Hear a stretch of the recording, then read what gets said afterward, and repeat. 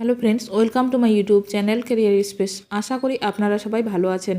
আজকে এই মুহূর্তে নিয়োগ সংক্রান্ত বিষয় নিয়ে যে সবচেয়ে গুরুত্বপূর্ণ আপডেট উঠে এসেছে, বিস্তারিত সেই সম্পর্কে আলোচনা করব।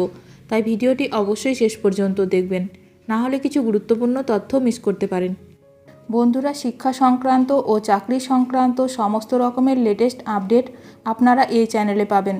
তাই চ্যানেলটি এখনই সাবস্ক্রাইব করে রাখবেন এবং পাশে থাকা বেল আইকনটিকে অবশ্যই প্রেস করে রাখবেন পরবর্তী সমস্ত রকম লেটেস্ট আপডেটগুলো সবার আগে পাওয়ার জন্য।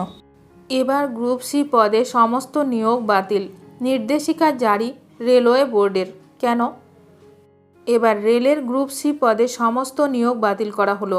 নির্দেশিকা জারি করল ভারতীয় রেলওয়ে বোর্ড। অনিয়মের অভিযোগে রেলের গ্রুপ সি পদে সমস্ত নিয়োগ বাতিল করা হলো। ভারতীয় রেলওয়ে বোর্ডের তরফে নির্দেশিকা জারি করে জানানো হয়েছে, রেলওয়ে বোর্ড 4 মার্চ পর্যন্ত চূড়ান্ত এবং অনুমোদিত না হওয়া গ্রুপ সি পদে চাকরির জন্য এলডিসি, জিডিসিই সহ সমস্ত বিভাগীয় মনোনয়ন বাতিল করার সিদ্ধান্ত নিয়েছে। বুধবার সমস্ত রেলওয়ে জোনের জেনারেল ম্যানেজারদের কাছে পাঠানো নির্দেশিকায় সে কথা জানিয়ে দেওয়া হয়েছে।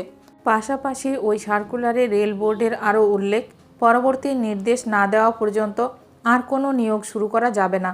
নিয়োগ নিয়ন্ত্রণের জন্য পরবর্তী নির্দেশাবলী যথাসময়ে জারি করা হবে। সেই দিন রেল মন্ত্রক এই সমস্ত পরীক্ষা কম্পিউটার ভিত্তিক যাতে আয়োজন করা হয় তেমন নির্দেশ দিয়েছে রেল বোর্ড আরআরবিকে। সম্প্রতি রেলের বিভাগীয় পরীক্ষার প্রশ্নপত্র ফাঁসের অভিযোগ উঠেছিল, যে কারণে উত্তরপ্রদেশ থেকে 26 জন রেল আধিকারিককে গ্রেপ্তারও করা হয়। অভিযুক্তদের বাড়িতে তল্লাশি চালিয়ে বাজেয়াপ্ত করা হয়েছিল 1,17,00,000 টাকা। তারপরেই 4 মার্চের নিয়োগ সংক্রান্ত বিজ্ঞপ্তি বাতিলের কথা জানিয়েছে রেল বোর্ড। রেলওয়ে সূত্রের মতে, বিভাগ জুড়ে অধস্তন পদে কর্মরত কর্মচারীরা এলডিসিই এর মাধ্যমে গ্রুপ সি বিভাগে উচ্চতর গ্রেডের পদের জন্য নির্বাচন করা যেতে পারে, যার শূন্য পদের উপর নির্ভর করে 30% থেকে 70%-এর মধ্যে কোটা থাকে। একবার গ্রুপ সিতে নিযুক্ত হলে তারা গ্রুপ বিতে অফিসার ক্যাটাগরির পদগুলির জন্য আরও নির্বাচনের জন্য যোগ্য হয়ে ওঠে।